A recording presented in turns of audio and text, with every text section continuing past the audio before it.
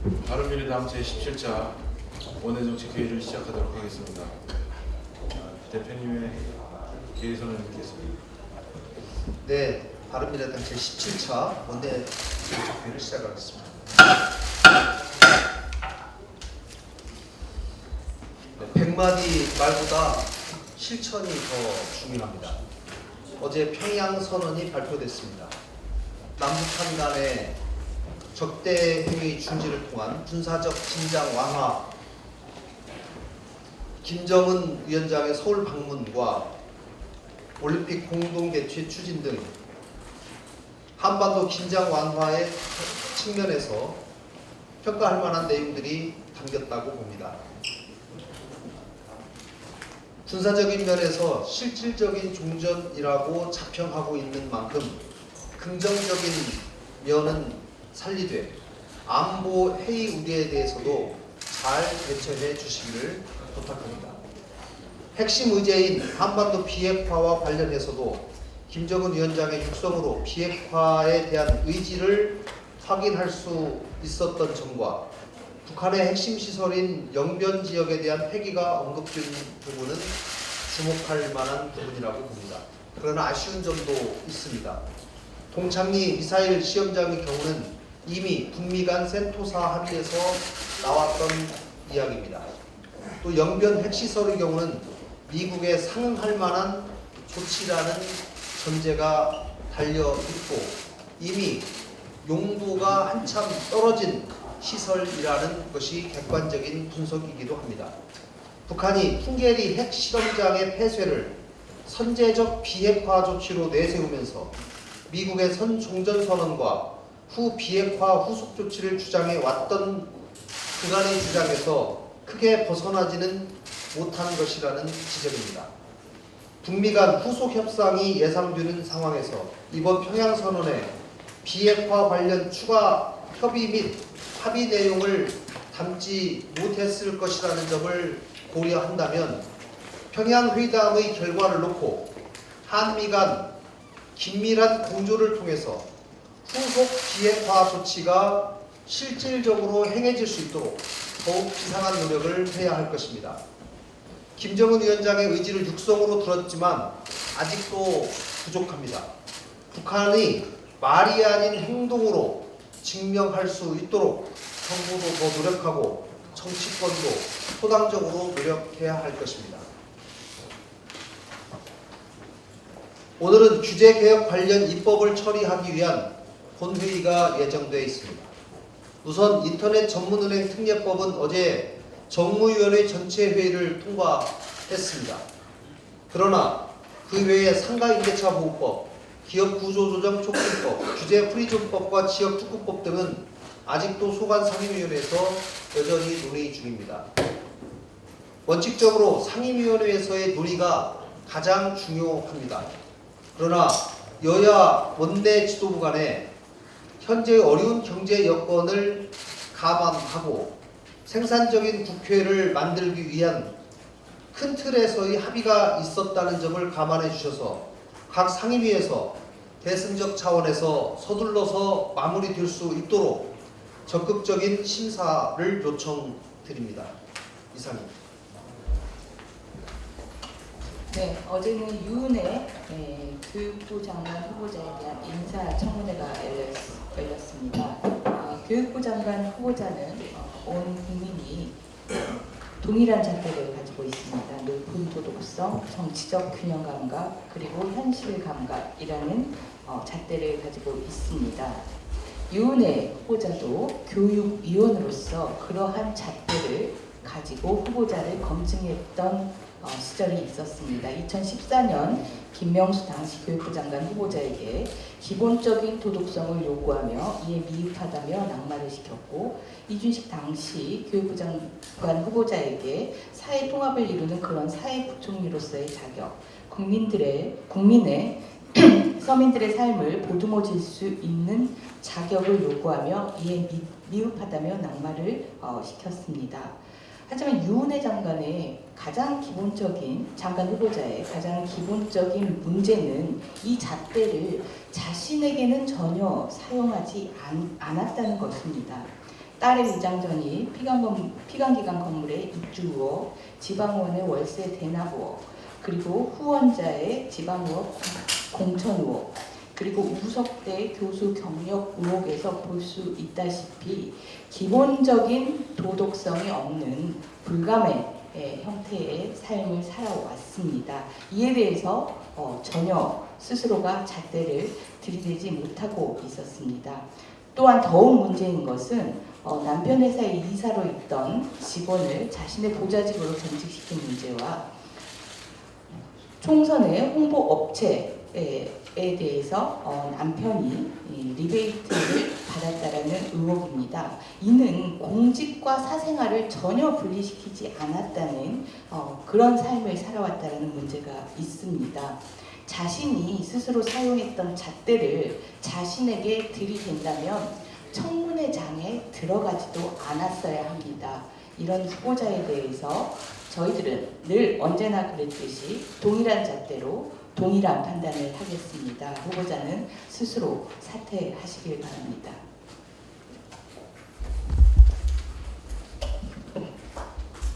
제1회입니다. 최근 정부 여당의 경제 정책을 보면 참 무능하고 비겁합니다. 먼저 9.13 부동산 대책. 정부 여당의 찔끔 종부세는 사는 집 말고는 팔아라 라는 정책이 되기에는 턱없이 약합니다. 게다가 종부세보다 중과되는 양도세가 무서워 시장에 매물이 나오기가 어렵습니다. 보유세 강화, 거래세 인하라는 원칙을 말로만 떠들었지 비겁하게 찔끔 종부세 인상만 하고 있습니다. 이 대책으로는 집값 안정을 못 시키고 그냥 세수만 늘어날 것으로 전망되는데 국민 건강을 내걸고 시행했지만 금연 효과를 거두지 못하고 세금만 더 걷는 박근혜 정부의 담배세, 민주당이 그리도 비판했던 그 정책과 다를 바가 없습니다. 박근혜 정부의 정책 중 민주당이 강력히 반대하고 비판했던 또 하나의 정책이 어제 정무위를 통과한 인터넷 전문은행 특례법입니다. 이대로 본회의를 통과한다면 횡령, 배임 등 불법을 저지른 기업의 총수가 경영하는 회사가 은행을 운영하여 국민 여러분들의 재산을 보관, 관리할 수 있게 됩니다. 지난 박근혜 정부 때 발목 잡지 않고 법안을 만들었다면 모든 재벌들에게 은행의 대주주 자격을 주는 일은 없었을 것입니다. 과거 그 어떤 정부도 못했던 재벌은행의 가능성을 문재인 정부가 열어주고 있습니다. 좀 더 구체적으로 설명드리면 시행령으로 ICT 전문그룹 외에 다른 재벌은 은행 대주주가 되지 못하도록 하였는데 정부가 바뀌면 얼마든지 이 시행령은 바꿀 수 있습니다. 정부 여당은 자신들은 선한 정부라고 믿고 50년 장기 집권을 하겠다고 하지만 세상은 그렇게 뜻대로 되지 않을 것입니다. 저 오만함이 재벌에게 은행을 열어주는 길을 텄습니다. 둘째로 인터넷 전문은행은 총수일가 개인이 아니라 회사들이 출자할 것이므로 회사가 불법을 저질렀는지가 심사 대상입니다. 따라서 심사 대상 법률에 특경가법을 추가해도 별 소용이 없습니다. 특경가법을 위반한 자들은 총수 개인이고 회사는 오히려 피해자인 경우가 대부분이기 때문입니다. 이런 허점을 막기 위해 심사 대상을 투자하는 주주뿐만 아니라 특수관계인 등을 포함하도록 논의가 되었으나 이 역시 영문을 알 수 없이 조건이 빠졌습니다. 민주당은 지금 이런 법안을 합의해놓고 혁신성장의 시작이라고 자평하고 있습니다. 저도 기본적으로 인터넷 전문은행의 규제 완화에 찬성하지만 이런 식의 무분별하고 위험한 규제 완화는 찬성할 수가 없습니다. 지난 정부 시절 규제 완화를 발목 잡기 하다가 재발에 걸려 넘어지는 민주당 정부는 규제 완화도 재벌 개혁도 어느 하나 제대로 못하는 무능하고 비겁한 말 바꾸기 정부라 할 것입니다. 이상입니다.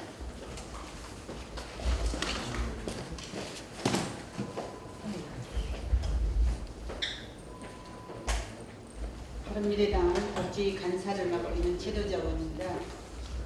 노인 학대는 매년 꾸준히 증가하고 있지만 이에 대한 대책은 미진하여 문제가 되고 있습니다.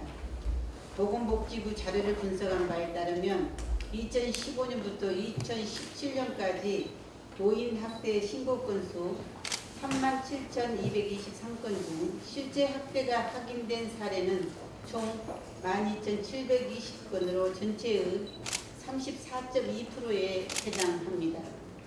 하지만 정작 경찰의 처벌을 위한 조사를 의뢰한 사건은 431건으로 전체 학대 사건의 3.4%밖에 되지 않습니다. 가해자 대부분이 가족인 사건의 특성상 가족들의 보호가 필요한 노인들이 경찰 수사를 원하지 않기 때문입니다. 학대를 당하면서도 참을 수밖에 없는 현실과 다시 반복되는 학대 또한 노인보호 전문기관은 전국적으로 31개밖에 없어서 피해자들은 제대로 된 조사와 지원도 받지 못하고 있습니다. 우리 사회는 작년 고령화 사회를 지나 고령 사회로 진입하였습니다. 고령 인구가 증가함에 따라 노인 문제는 중요한 사회 문제가 되어가고 있습니다. 노인 학대에 대한 정부의 방안 마련이 시급합니다. 이상입니다.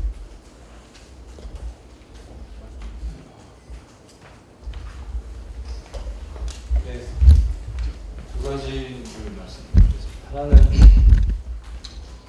문재인 대통령 굉장히 수고하셨습니다. 큰 박수를 보냅니다. 일부에서는 비핵화에 구체적인 성과가 없었다는 비판도 있지만 그것은 트럼프 대통령의 쓸 카드입니다. 트럼프 대통령의 쓸 카드를 문재인 대통령에 쓰지 않았다고 해서 이번 정상회담이 결코 과소평가되어서는 안 되겠습니다. 미국도 바로 화답을 했습니다. 바로 북미 간의 실무회담이 진행될 예정입니다. 때문에 비핵화 문제에 있어서도 문재인 대통령은 북미 회담에 초석을 닦았다고 평가를 해 주어야 되겠습니다. 그뿐만 아니라 남북 간의 군사적 적대 행위를 해소하는 중대한 조치들을 합의를 했습니다. 북한이 남한을 공격할 가능성은 이제 과거보다 훨씬 줄어들었습니다. 한반도의 전쟁력은 훨씬 줄어들었습니다.